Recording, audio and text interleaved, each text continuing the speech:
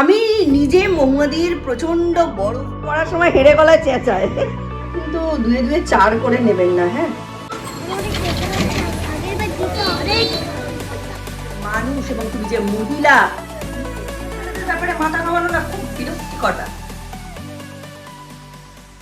মানে আলু ফুলকপির তরকারি হচ্ছে, খাবার আগে এক্সারসাইজগুলো কমপ্লিট করতে হবে, আর তার আগে এই যে কাজটা করলে এটার জন্য সরি বলতে হবে। তোমাকে রাখো ঠিক করে।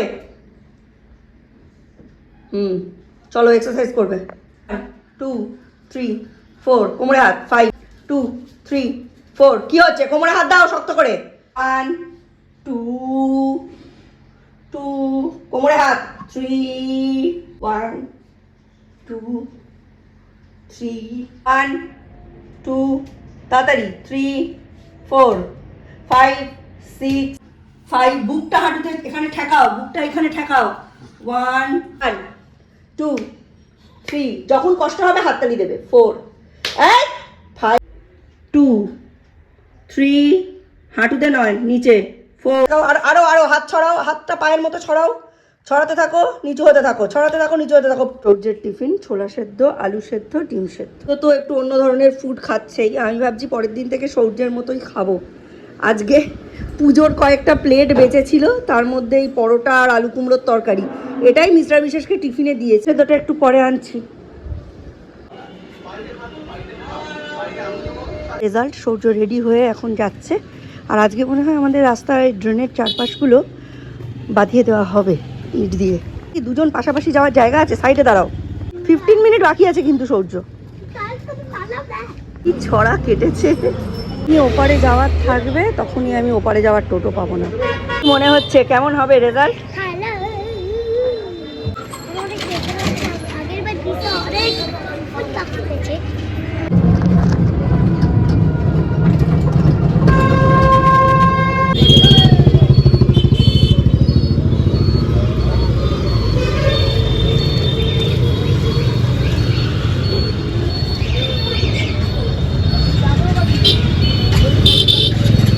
রেজাল্ট ভালো হয়েছে।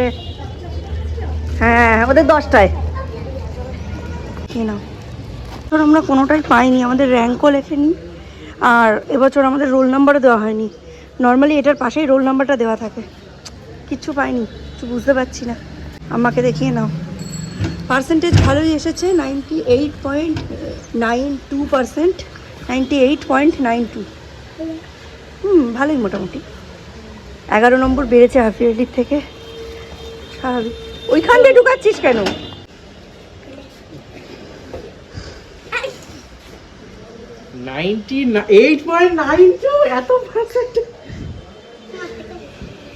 তোমার থেকে বেশি দেখেছিস? কি হিংসুটে। 98.2 ছিল দাদার, 98.4। হ্যাঁ, আর ভাইয়ের হচ্ছে 98.92। একজন হচ্ছে স্ট্যান্ডার্ড 10-এর পার্সেন্টেজের সঙ্গে নার্সারির পার্সেন্টেজ নিয়ে হিংসামি করছে। কিন্তু ইয়ে দেয়নি জানিস, রোল নাম্বারও দেয়নি, র্যাঙ্কও দেয়নি। না, ওইটা মাইনের কার্ড পেছনে, মাইনের কার্ডের মধ্যেই তো রোল নাম্বারটা দেয়। কি দাদা কত পেয়েছিল পার্সেন্টেজ? এটা হচ্ছে দাদার রেজাল্ট, কেজি 1-এর রেজাল্ট। এই যে কেজি 1 নার্সারির রেজাল্ট লাগে। নার্সারির এইটা নার্সারির। মুন্ডু দিয়ে ঢুকে পড়ছে। কত পার্সেন্টেজ ছিল? পার্সেন্টেজ লেখা আছে? না না, লেখা নেই। 100-এ 100% ছিল। 50-তে 50, 50-তে 50, 100-এ 100, 100-এ 100, 50-তে 50। এইটা কি? এটা হাফ ইয়ারলি ছিল। আচ্ছা, এটাতে 1 কম আছে। 100-এ একই হলো। এর রেজাল্ট কেমন হলো দি? কয়েকটা আমার খুব মানে কি বলে খটকা দিচ্ছে আমার। লেখা আছে অ্যাটেনশন স্প্যান ভেরি গুড। ঠিক আছে, is well ম্যানার্ড and is happy and relaxed in class. তুই রিল্যাক্স থাকিস কখন? আরে ইজ ওবিডিয়েন্ট। তুই আমার ওবিডিয়েন্ট? এই কথা শুনিস লোকে? আমার তো আচ্ছা বাড়িতে শুনি না, আমার তো 5 বছর শুনলি না তুই। এটা কি হ্যাপি, ওবিডিয়েন্ট, রিল্যাক্সড? বলছে has a sense of rhythm very good power. এটা তুমি গুড ফেস। তার মানে গান করার সময় হেঁড়ে গলায় চেঁচায়। কি লাগবে? খুন্তি। হ্যাঁ, খুব সুন্দর হয়েছে। সৌর্য দেখাচ্ছে কেন বলুন তো? কারণ ওকে ফোন দেওয়া হয়নি। একটা রুটি, 3টে রুটি শেখবে, তার জন্য থাম্বনেল টাইটেল। এটার উপরে করা যায় তো? কার উপরে? হ্যাঁ, এটার উপরেই তো করবি। দীপ এবার হাতে করে রুটি তুলছে, দিয়ে দিল, ফোল্ড হয়নি। গুড, মাই গুড। এবার এবার এই পিঠটা একটু ড্রাই হয়েছে, এই পিঠে আরেকটা রুটি দে। আর কোন দিকটা করেছিলি? ওটা ফ্লিপ। কি করে ফ্লিপ? ওইরকম করে, ওরকম করেই। প্রথম রুটি, পেছনে লেখা রয়েছে কোরিয়ান ভাষায়, আমাকে রুটি বানাতে দাও। এটা একটু শক্ত হতে দিক, তারপর টেনে ওটাকে সোজা করতে হবে। শক্ত তাকানোর কোনো অর্থ হয় না, জানিস তো? 3টে রুটিই করছিস খালি। ছেলে আমার রুটি বানিয়ে খাবে। নিজের হাতে বানানো রুটি। জীবনে প্রথমবার নিজের হাতে বেলে সেকে রুটি বানিয়েছে। এবার তো শিখতে হবে, সব কাজ সকলের শেখা উচিত। দেখতে ভালো হয়েছে, খেয়ে বল কেমন হয়েছে। না না, গরম তো খেতে পারিস না, কিন্তু রুটি তো লোকে গরমই খায়। গরম রুটিটা বের করে নি, ভালোই হয়েছে, একদম খেলো না। দিনকে দিন মানুষ ইনসেন্সিবল হয়ে যাচ্ছে। নইলে একটা এত প্রাইভেট ঘটনাকে এইভাবে কেউ বাজারে কিছু ভিউজের জন্য, কিছু ডলারের জন্য বিক্রি করে দিতে পারে? অথচ দেখুন, এমন একজন মানুষের বিরুদ্ধে এই অভিযোগ উঠেছে যে মানুষটাকে আমরা এই রকম লেভেলে রাখি, যাকে দেখে আমরা অন্যদের বলতাম এতদিন অবধি যে ব্লগার হলে এনার মতো ব্লগার হওয়া উচিত। অথচ দেখুন, সেই মানুষই আজকে প্রমাণ করে দিলেন ডলারের ঊর্ধ্বে, ভিউজের ঊর্ধ্বে কিচ্ছু নেই। আমি অবাক হয়ে যাচ্ছি। আমি নিজে মহুয়াদির প্রচণ্ড বড় ফ্যান। আমি মহুয়াদির প্রত্যেকটা ব্লগ খুঁটিয়ে খুঁটিয়ে দেখি এবং পুরোটা দেখি।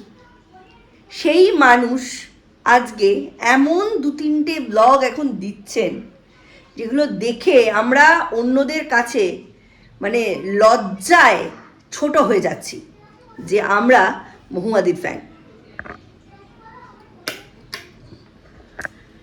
এই তো কদিন আগে মহুয়াদির সঙ্গে যখন আরও একজন ব্লগারের গন্ডগোল হলো, তখন আমি মহুয়াদির পক্ষে ভিডিও করেছি। তখন ওটাই ছিল আমার পপুলার লিস্টের সব থেকে বেশি পপুলার একটা ভিডিও। এখনও আপনি আমাদের ভিডিওগুলো যদি পপুলার সার্চ অনুযায়ী দেখতে যান, সব থেকে পপুলার ভিডিও কিন্তু ওটাই।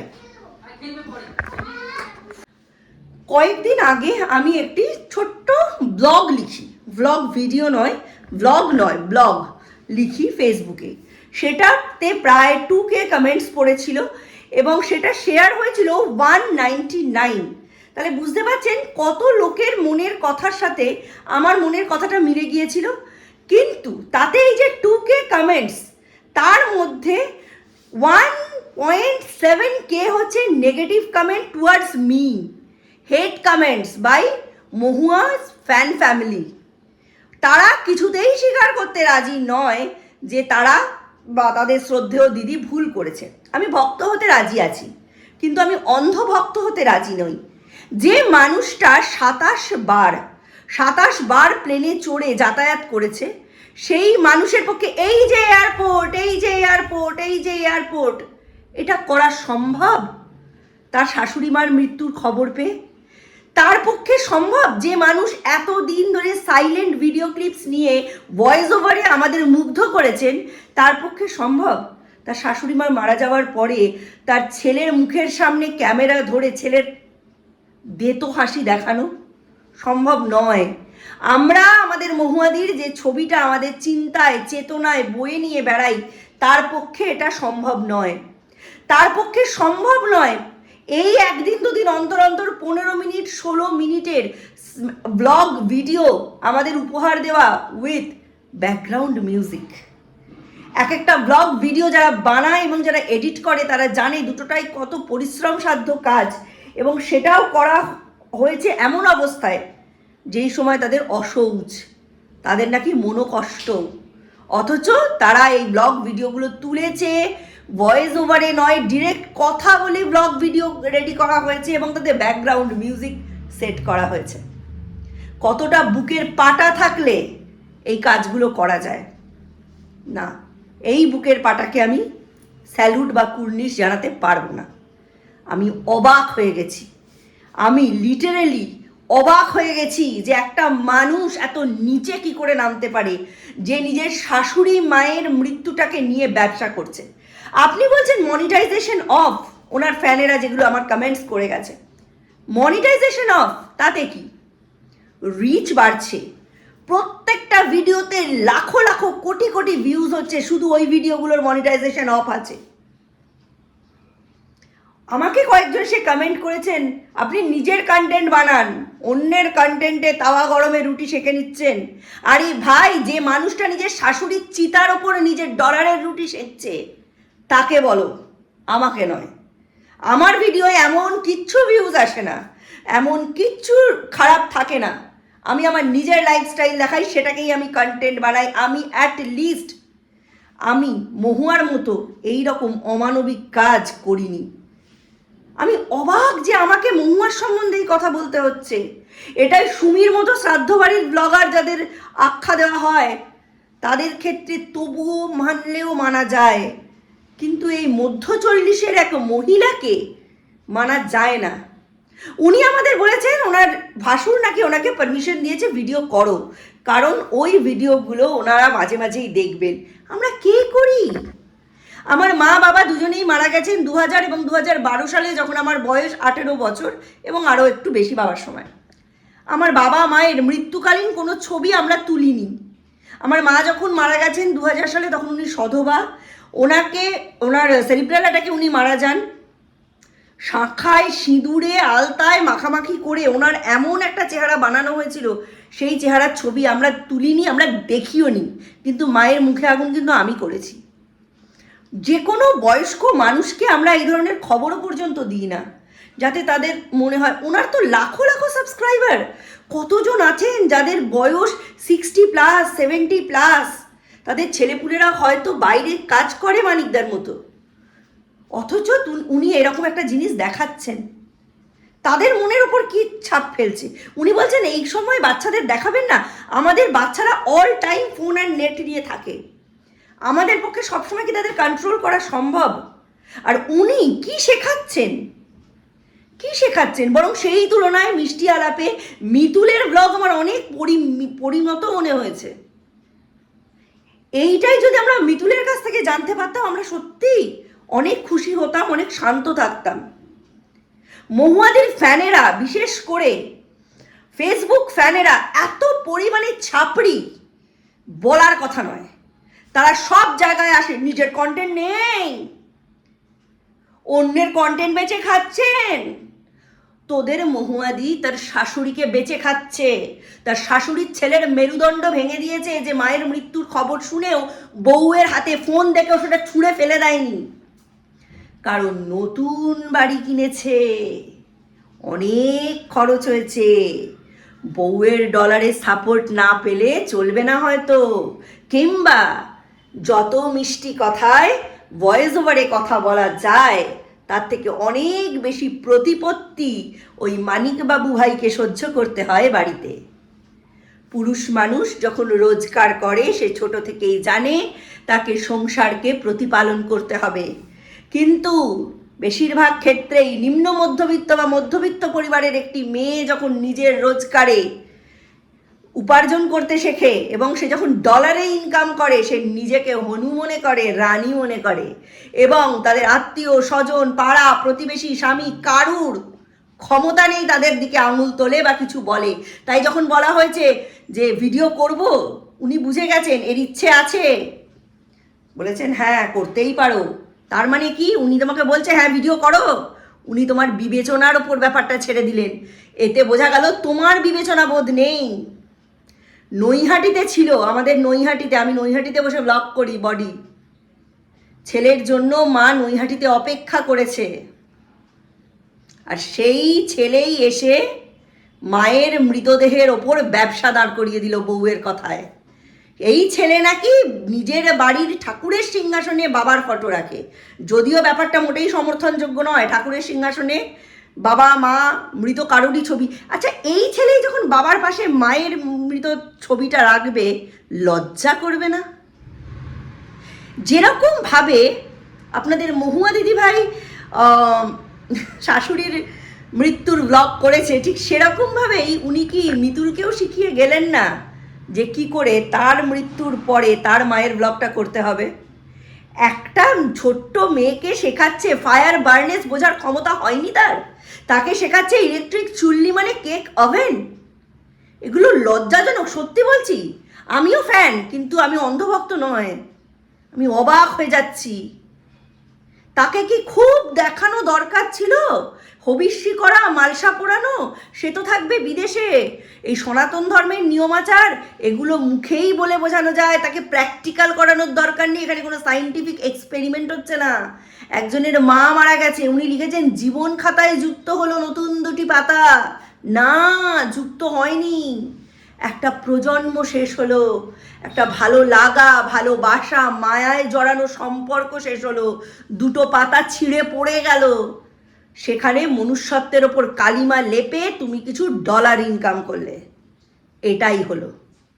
শুধু মনিটাইজেশন অফ এই কথাটা বলে এখন ইন্ডিয়ার 90% লোক ব্লগার, কাকে ভুল বোঝাচ্ছ? তোমার অন্ধভক্তরা জানে, কিন্তু তারা ভক্ত।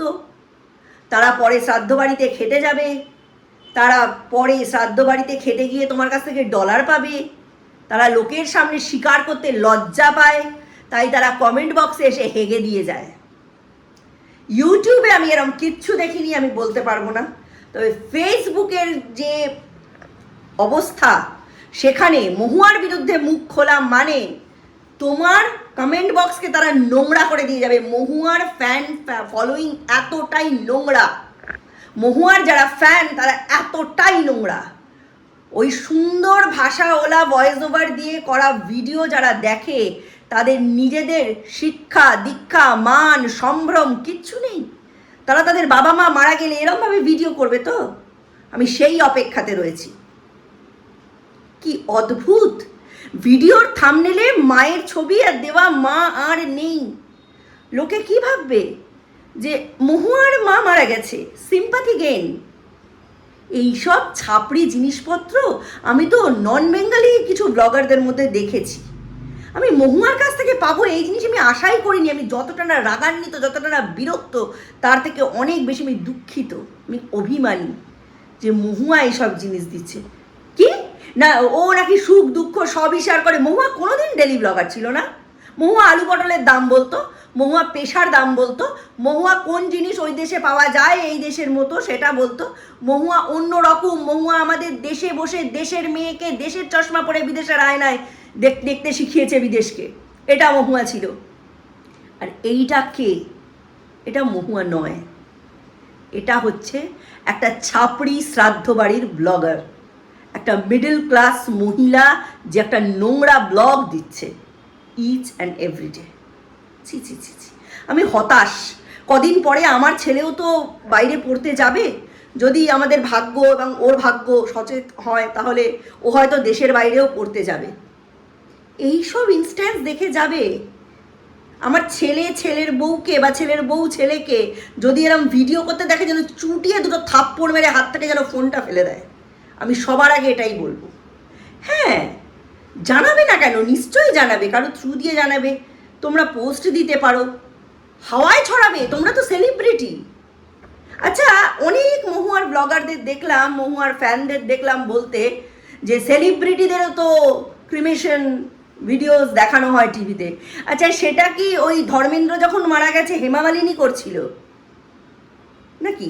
এই রকমই তো হয়, মানে বাড়ির লোকেরাই করে ভিডিওগুলো, নাকি মহুয়ার পয়সার অভাব? আচ্ছা, যারা বলছেন যে ওনার ভাসুড়ি বলেছিল ফটো ভিডিও করে এটাকে সজীব করে রাখতে, ভিডিওগুলো আনলিস্টেড করে লিঙ্কটা প্রোভাইড করা যেত না? নাকি ভিডিওগুলো প্রাইভেট করে লিঙ্কটা প্রোভাইড করা যেত না? এইসব বোকামিগুলো কেন বোঝাতে চান? আর অনেক দিন আপনার ব্লগ দেখছি। ইন্ডিয়াতে এখন প্রচুর ব্লগার, প্রত্যেকেই সফল হোক অসফল হোক বা বিফল হোক, 99% ব্লগার। কাকে বোঝাচ্ছেন এইসব ন্যাকামি করা কথা? ছি, ধিক্কার তোমায় মহুয়া, তুমি নিজের নিষ্ঠা ভুলে গেলে, তুমি নিজের স্ট্যাটাসটা ভুলে গেলে, তুমি যে বাঙালি এবং তুমি যে মানুষ এবং তুমি যে মহিলা, তুমি সেটা ভুলে গেলে। তুমি একটা সাধারণ অর্ডিনারি মিডল ক্লাস ছাপড়ি মহিলা হয়ে গেলে। ধিক্কার তোমায়।